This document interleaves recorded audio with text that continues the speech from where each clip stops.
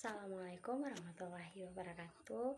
Perkenalkan, nama saya Febrianti Habubu, Prodi Pendidikan Geografi kelas A. Baik, pada video kali ini saya akan mereview jurnal yaitu tentang erosi, sedimentasi, dan lahan kritis. Yaitu baik yang pertama kita menuju pada jurnal tentang erosi.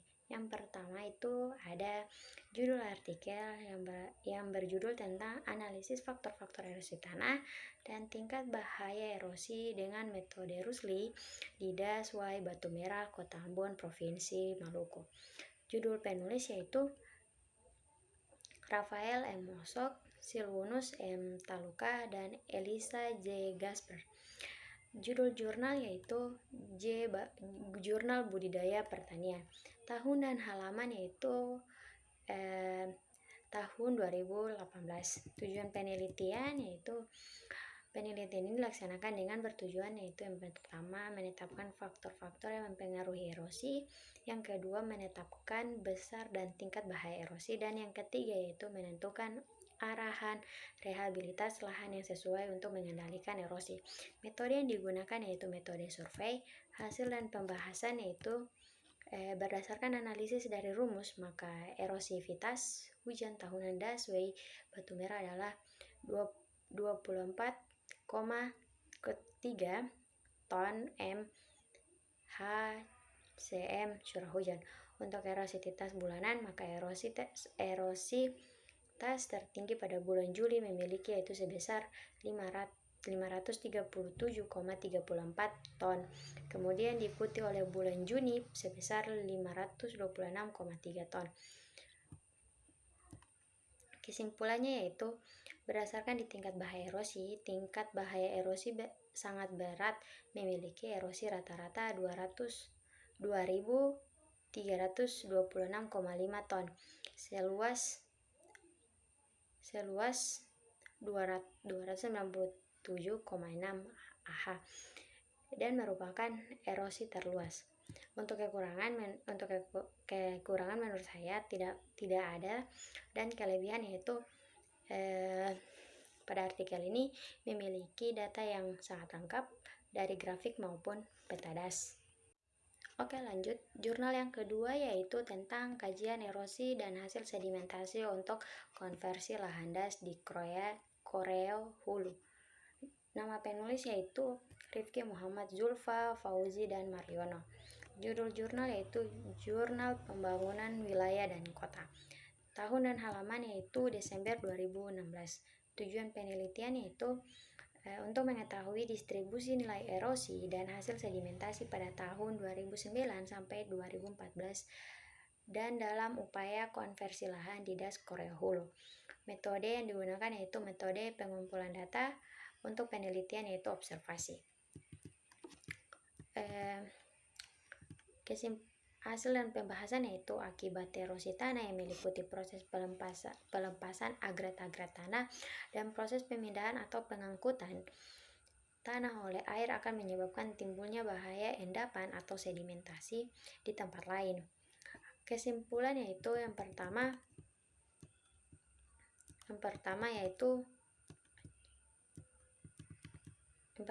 nilai erosivitas hujan bervariasi disebabkan oleh perbedaan curah hujan dan sedimen dan intensitas hujan yang terjadi di masing-masing stasiun. Yang kedua yaitu berdasarkan nilai erodibilitas tanah dan unit lahan disebabkan oleh rendahnya kandungan bahan organik, fermentasi tanah, serta tingginya kandungan pasir halus dan debu, yang artinya semakin tinggi kandungan pasir halus dan debu maka semakin tinggi nilai erosivitas tanah. Yang ketiga yaitu faktor penunjang dan kemiringan lereng mempunyai pengaruh terhadap volume aliran permukaan hingga mempengaruhi kemampuan terosisnya tanah. Dan menurut kekurangan menurut saya tidak ada, dan kelebihan yaitu sama seperti dengan artikel yang sebelumnya. Oke, next. Artikel yang ketiga yaitu jurnal tentang sedimentasi. Judul artikel yaitu Studi Karakteristik Sedimen dan Laju Sedimentasi Sungai Daeng Kabupaten Bangka Barat. Nama penulis yaitu Robi Hambali. Judul jurnal yaitu Jurnal Falofi, tahun dan halaman yaitu 2 Juli sampai Desember 2016. Tujuan penelitian yaitu untuk mengetahui karakteristik sedimen sungai di Pulau Bangka, studi kasus Sungai Daeng Kabupaten Bangka Barat, sehingga dapat diperkirakan laju sedimentasi yang terjadi dengan menggunakan persamaan Dubois. Metode yang digunakan yaitu ada dua, yaitu metode Dubois dengan metode survei. Hasil dan pembahasan yaitu bagian hulu kanan merupakan belokan dalam, sedangkan bagian hulu kiri merupakan belokan luar sungai. Bagian tengah dan bagian hilir semuanya merupakan bagian sungai yang halus. Hasil klasifikasi sedimen bagian hulu dengan cara unifikasi tanah bagaimana menunjukkan bahwa pada bagian kanan atau belokan dalam dan bagian kiri atau belokan luar didominasi oleh sedimen dengan butiran pasir, sedangkan pada bagian kiri tengah lebih dominan pada pasir sedang. Kesimpulannya itu laju transport material berdasar persatuan lebar sungai atau yang dikenal dengan QAS meningkat dengan meningkatnya kedalaman mengikuti fungsi persamaan geometrik dan nilai maksimal pada kedalaman. Kelebihan dan kekurangan menurut saya sama seperti dengan artikel yang sebelumnya. Oke, lanjut. Kajian sedimentasi Sungai Sampean Bondowoso menggunakan program HEC-RISE versi 4.1.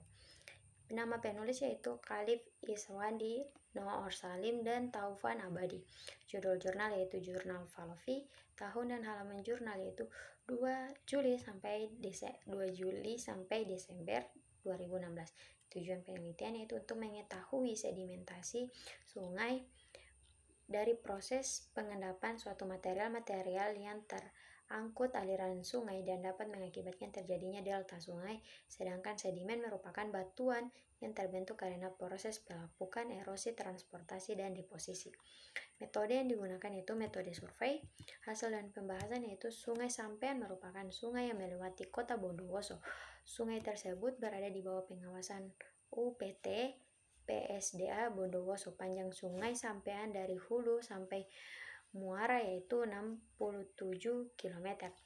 Pada pembahasan kali ini, penulis akan menganalisis kapasitas penampungan sungai dari titik DAM sampai sampean baru hingga dam sampean lama. Kesimpulannya yaitu running program aplikasi HEC-RISE untuk mengetahui penampung melintang dan profil muka air dari data long course, kontion, dan debit. Kelebihan dan kekurangan menurut saya sama dengan artikel yang sebelumnya. Oke, yang terakhir yaitu jurnal tentang lahan kritis. Judul artikel yaitu Analisis Tingkat Lahan Kritis Berbasis Sistem Informasi Geografi atau Studi Kasus Kecamatan Amurang, Kecamatan Amurang Timur, Kecamatan Amurang Barat, dan Kecamatan Tumpuan. Nama penulisnya yaitu Krisandi Tuhei, Pierre H. Gugosal, dan Windy Nomamir. Judul jurnal yaitu Jurnal Spasial, tahun dan halaman yaitu 3 Juli 2019. Tujuan penelitian yaitu untuk mengetahui lahan kritis yang mengalami atau proses kerusakan kimia, fisika, dan biologi yang dapat mengganggu atau kehilangan fungsinya di dalam lingkungan. Metode yang digunakan metode survei. Hasil dan pembahasan yaitu overlay pada tahap ini dilakukan untuk mendapatkan data tingkat lahan kritis di lokasi penelitian. Dari hasil timpang susun 4 peta parameter tingkat lahan kritis yaitu peta kemiringan lereng, peta manajemen lahan, peta penumpukan tujuk, dan peta bahaya erosi. Kesimpulannya itu berdasarkan analisis di atas, luasan tingkat lahan kritis terbanyak di Kecamatan Tumpuan adalah kebun campuran sebesar 83,81% dari luas lahan kritis dengan luasan tahan 6.554,61 AH. Kecamatan Amurang yaitu kebun campuran.